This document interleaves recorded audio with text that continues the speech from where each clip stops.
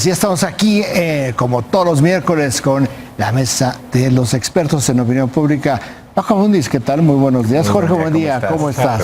Aquí tenemos un tema que no deja de estar en la opinión pública, que es el tema de la seguridad, pero ahora se le ha añadido un elemento adicional, que es todo este tema sobre el asilo político a Evo Morales. Algunas encuestas telefónicas a través de las redes sociales muestran que hay una enorme oposición al asilo al presidente Evo Morales. Yo les pregunto a ustedes, ¿los datos que tienen reflejan este tipo de oposición o estamos viendo una discusión política local con el pretexto de Evo Morales? ¿Tú qué piensas, Jorge?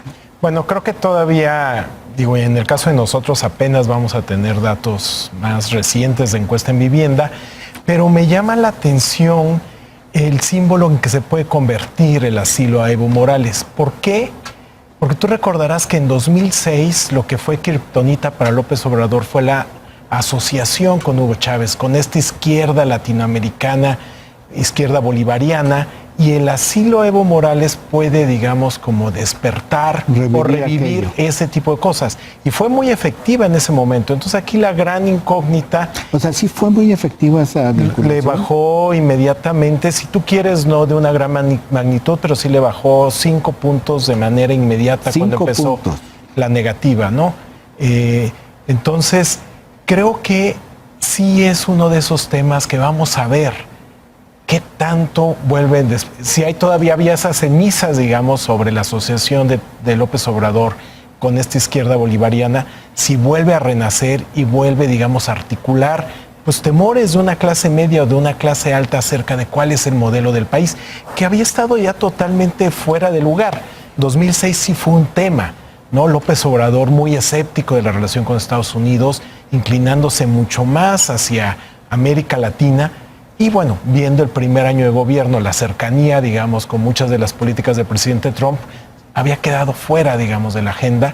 Y con esto creo que vuelve, pero tiene el potencial de renacer. ¿Tú recuerdas que en aquel tiempo una de las más vehementes declaraciones del entonces candidato fue que dijo: yo ni siquiera conozco a Hugo Chávez, nunca he hablado con él, nunca lo he visto?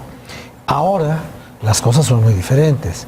Maduro viene a su toma de posesión, no va al Congreso, pero lo recibe en su oficina del Palacio Nacional. Y lo esconden. Ahí lo deja, sí, pero no, lo esconde y luego se toma una gran foto. Y luego hay otra cosa. Al poco tiempo de ganar Fernández, que es otro populista, periodista, viene a México de inmediato. Junto con eso se produce la declaración de Maduro de que se está conformando un bloque latinoamericano, bolivariano, de izquierda defensivo, en contra del imperio, y al poco tiempo viene a vivir entre nosotros don Evo. Entonces, todos esos elementos quizás alimenten a quienes piensan de la manera en que usaban ese pensamiento antes para golpear al actual presidente. ¿Cómo le está impactando? ¿Tienes algún dato, Paco, sobre esto? Creo que lo que ha parecido que se puede, digamos, validar de manera metodológica es lo que hizo Reforma, que es una telefónica con 58 puntos de oposición. Como bien lo señalaste tú al principio, es una medición telefónica. Cuando nosotros validamos lo que hacen los colegas en telefónicas y lo ponemos en vivienda, casi siempre se subestima entre 10 y 15 puntos el apoyo a López Obrador. Nuevamente es una explicación muy razonable. La telefónica solamente captura el 50% de la población con más ingreso, más escolaridad, más urbano, y el otro 50% es pues donde están las bases del presidente, ¿no? La gente con menos recursos. Sí, ahí viene la compensación, que ¿no? sigue teniendo. Entonces yo pensaría que debe ser una decisión bajo esa pregunta. También tendríamos datos a final de mes. Yo estimaría que está dividida la opinión bajo esa pregunta. Habría que considerar otras preguntas. Nosotros creemos que la figura de asilo y con todo este discurso, la historia que se ha contado sobre recuperar la tradición de la Cancillería, una visión muy humanitaria, podría imperar o podría ser lo que en opinión pública se llama el encuadre de esta medida.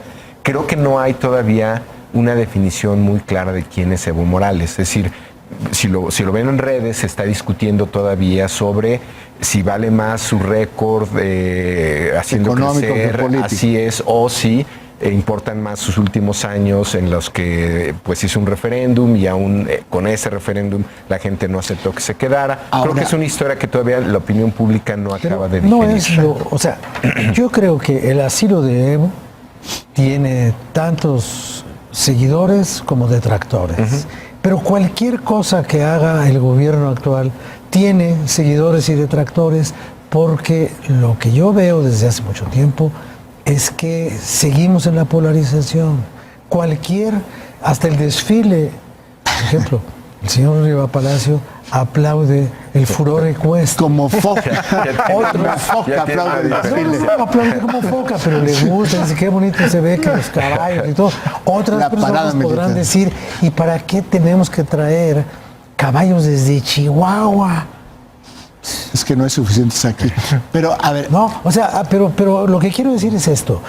Las acciones del presidente de la República, hasta presentar un libro, son vistas por unos como algo muy positivo y por otros como algo muy negativo. Este es el gran punto, porque yo no recuerdo ninguna discusión de ninguna naturaleza con el presidente Felipe Calderón de haber sido presidente de Honduras. Pero es que creo que una diferencia central es, por ejemplo, a diferencia de cuando el caso de Cuba, ¿no? La política exterior hacia Cuba, aquí sí, al menos la discusión en redes, en medios, sí hay una reivindicación del modelo de Evo Morales, ¿no? Las partes positivas, ¿no? Se habla mucho del combate a la desigualdad, etcétera, etcétera.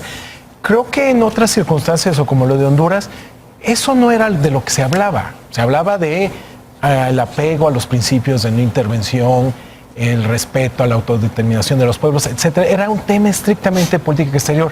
Aquí tiene una ramificación, por lo que han dicho muchos de los defensores de Evo Morales, de que hay cosas buenas que aprender e incorporar. Y eso es lo que te genera más polarización, porque ese tema no se ha ido. Pero igual va en la misma lógica que dice Rafael, sí, es una discusión muy polarizada. Hay que distinguir nada más ahí, por precisar términos, no toda la opinión dividida está polarizada. Es decir, que haya una opinión dividida en partes no significa que ambas posiciones sean radicales. Sí. Que creo que hay que ver... Se están agarrando a cazuelas. Que hay que ver debate por debate qué está solo dividido, que yo creo que sería el caso ahora, y cuál está polarizada. Puede tender hacia la polarización, es decir, que sean irreductibles las posiciones. Hoy yo creo que nada más está dividida. A Fidel Castro lo acusaban sus detractores de todo, pero no se metían tanto en su vocación reeleccionista. Y a Evo, por lo que más lo critican, quienes no les gusta que esté aquí, es por su afán reeleccionista. Es que creo que, por ejemplo, en el caso de Honduras que menciona Raimundo, en el caso de Cuba, de Fidel, nunca nos veíamos en el espejo cubano, en el espejo hondureño. Bueno, además, hoy, la coyuntura actual, si hay muchos que ven en el espejo boliviano lo que puede ocurrir. Yo creo que esa es la diferencia central. Ahora, un paréntesis, acuérdate quién era la embajadora de Honduras en México cuando eso ocurrió. La actual esposa del secretario de Relaciones Exteriores. Sí. Ahora, tú ves una división, no una polarización. ¿Verdad? Por el momento, así es. Tú ves una división y no una polarización. Bueno, es que la definición de polarización es esa división. Sí, pero tienes dos extremo, grupos, ¿no?, en los extremos. Entonces, digamos, la definición mexicana es polarización es igual a división más encono. Debiera haber, o sea, otro atributo de polarización es cómo veo a los de enfrente, ¿no? Puede estar la opinión dividida, pero puedo tener una opinión muy negativa de los de enfrente. Ahora, yo sí estoy viendo una descalificación por completo del de enfrente, que es a mí lo que me llama mucho la atención. Que está pasando en muchos temas y simplemente se van agregando, pero yo creo que hay temas que tienen mucho más elementos, ¿no?, para dividir a la opinión pública. Nuevamente no lo veo tan...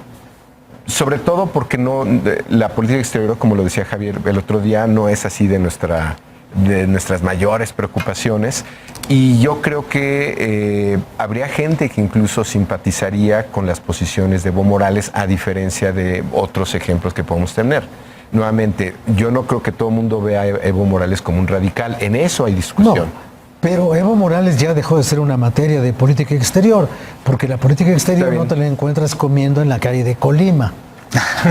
Como el señor Evo. Tabasco. Pues bueno, no, Colima es quien él mismo ya dijo que no va a estar mucho tiempo aquí. Él mismo dijo que su tránsito por México es temporal.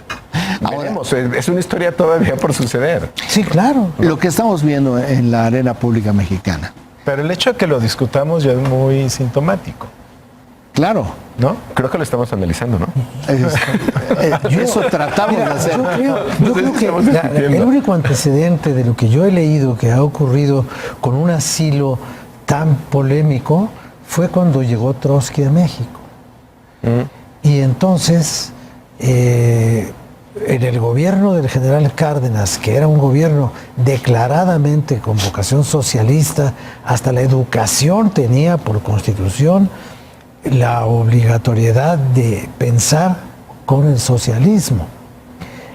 Entonces, los grupos, digamos, fifí, reaccionarios de entonces, conservadores, estaban aterrorizados porque llegaba el gran comunista, el fundador del Ejército Rojo, y solamente llegó aquí porque aquí lo pusieron para que aquí lo matara Stalin.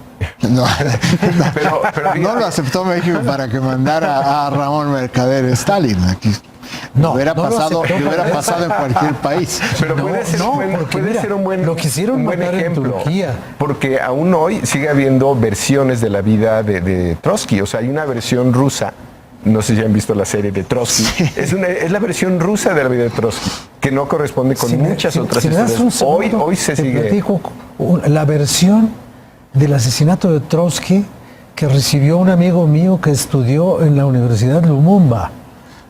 Pues sí, va a ser la versión estalinista. No, la versión que daban en la universidad a los estudiantes era que el señor Trotsky era un borracho que había muerto en México en un pleito de cantina y un albañil le pegó con un pico. Era la versión. Regresemos a la versión contemporánea. Pero lo que estamos viendo sí es una profunda división política que se está trasladando ya a lo social. ¿O todavía está restringido al ámbito de la sociedad política? Yo creo que todavía estamos en la parte política. Creo que quizá cuando entremos o cuando llegue a esa etapa, y esperemos que no llegue a una etapa de división social, yo creo que va a tener que ver más con la economía, ¿no? Con el estancamiento económico, ganadores y perdedores de este modelo, porque naturalmente pues los perdedores van a ser... O sea, hasta que llegue el siguiente tema grande, entonces Evo Morales pasará al segundo plano.